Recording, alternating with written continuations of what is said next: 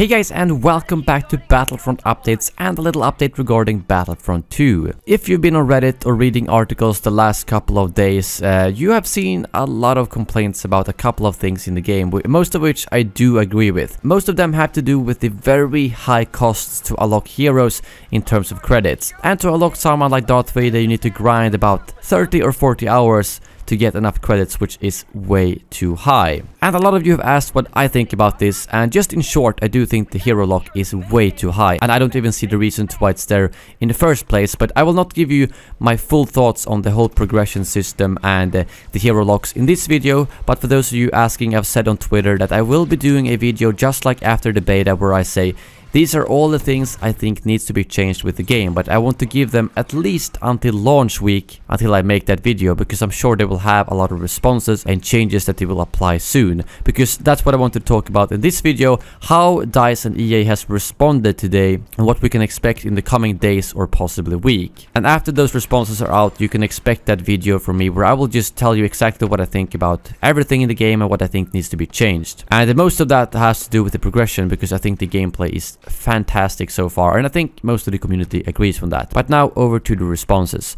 First of all, Sledgehammer confirmed out on Twitter that the team is working on a blog post that will address a lot of these concerns, so I'm hoping that might arrive tomorrow or the day after that. At least I hope we don't have to wait too long for it. But the big response is from Dennis, the design director on the game, out on Reddit. And there was also a couple of responses from the EA community team on Reddit, but those are very similar to Dennis' response, so I will simply go over what he is saying here. The first thing he says is that performance during games will affect the amount of credits you get at the end of a match. And I have to say that I do not exactly know what it means with this, if it's going to be like that after the next update, or if it already is. I hope it means that it will be like that after the next update, because at the moment it really does not feel like performance during games will affect the amount of credits you get. And if it does, it's so small that no one has really noticed it. So I hope that means that it will affect the amount of credits you get after, let's say, the first patch for the game. But here's something that I think is very good to hear, that the matchmaking will take into account not only player skill but also total game time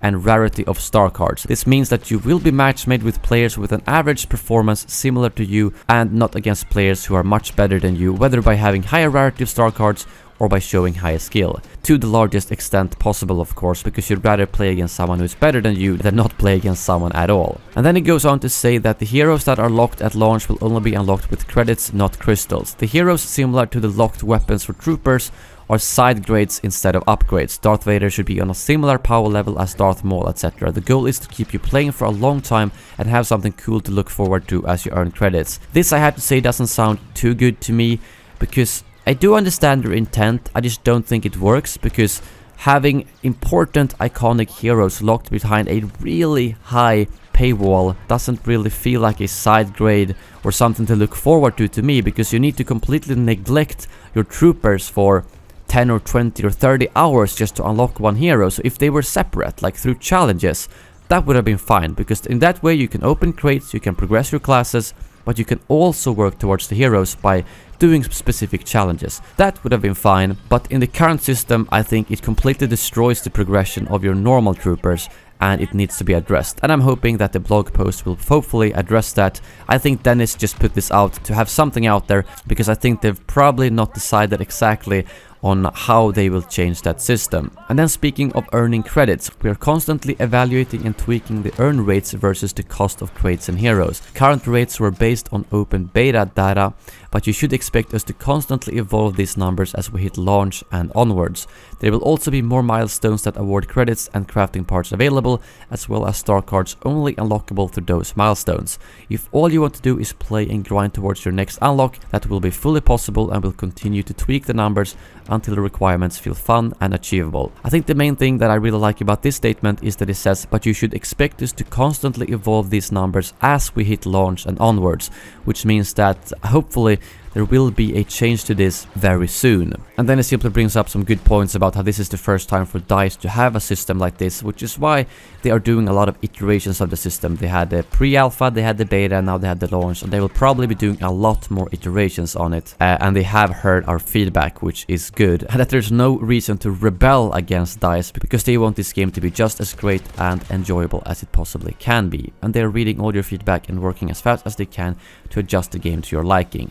So I'm just hoping that the blog post or whatever patch is gonna come out, hopefully within the next week, are gonna address some of those most important concerns that the community have right now, which are mostly related to the hero lock and to the way you earn credits. And I also wanted to bring up that I'm a little bit embarrassed about how the community, especially on Reddit, has acted the last few days. All the complaints on the actual hero locks and the constructive feedback is completely fine. It's good. That's why Dennis is saying keep the feedback coming.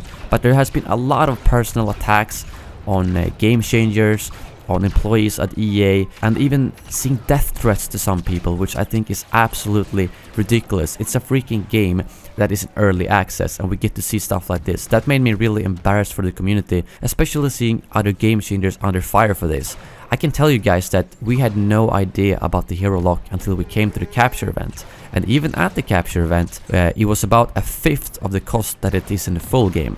So we knew as little about that high paywall as you guys did. And just because we get to give feedback on the game does not mean that we can affect everything in the game, especially when things like progression and stuff are changed so last minute that we really can't give feedback to it. But yeah, that was all the new details I had. I'm looking forward to seeing what they will respond with in the coming days and possible week, because the gameplay is really good, and the only thing dragging the game down right now are the things such as the hero lock and so on. Thank you very much for watching, and as always, may the force be with you.